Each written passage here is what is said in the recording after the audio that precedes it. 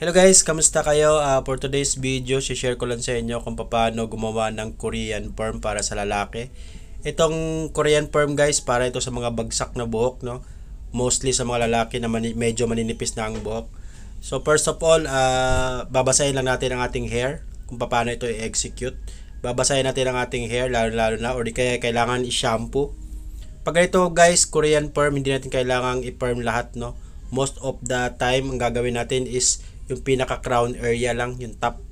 Tapos gagamit tayo dito guys ng rods na medyo malaki, double size ng ating finger, no, yung ating daliri sa kamay. So start tayo guys mag perm yung pinaka crown area sa pinakalikod. Ito yung pulling point para sa likod area. Yan guys, makikita nyo medyo malaking rods ang gagamitin natin para sa perm. So section nyo lang yung pinaka crown area, sakto siya, siguro mga 3.5 inches yung lapad, saktong-sakto, kakayanin niya yung sukat nung ating perm rods.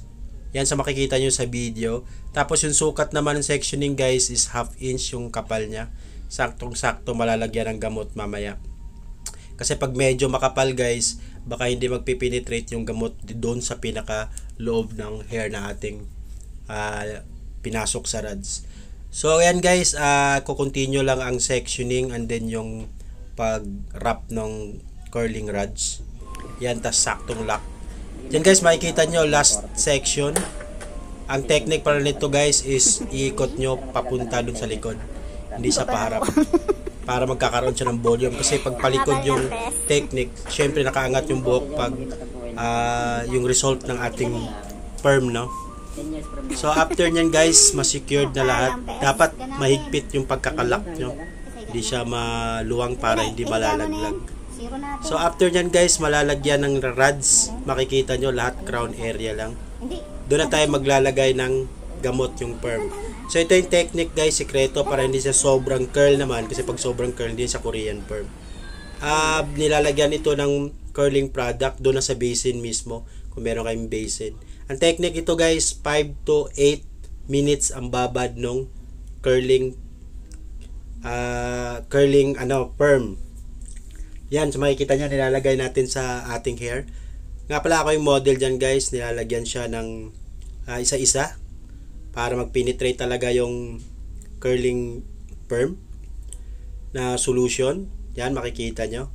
So orasan nyo lang guys, kung gagawa kayo ng ganitong perm, orasan nyo 5. Pag gusto nyo volume lang, hindi masyadong wavy, 5 minutes. Pero pag gusto nyo medyo may pagka-wave, kailangan nyo siyang pabuti ng 8 minutes.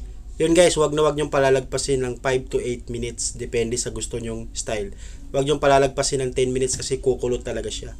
So after nyan guys, i-wash nyo and then papatungan nyo siya ng neutralizer 10 minutes. So ito na yung pinaka-final result ng ating Korean perm guys. Dito, hindi natin ginupitan pa yung bangs, sobrang haba. So sa first nating video, makikita nyo kanina, yun yung pinaka-effect. Kinat na natin yung pinaka-bangs, sobrang haba. Tapos tutuyuin nyo lang, huwag nyo i-wash kinabukasan. Tapos gagamitan nyo yung styling product. So dun sa video ko guys, sa first result ng ating video na to, walang styling product ginawa yon, natural yan. Gaganda siya after 1 week, mas lalong maglulus yung kanyang curl. Makukuha nyo yung Korean perm style.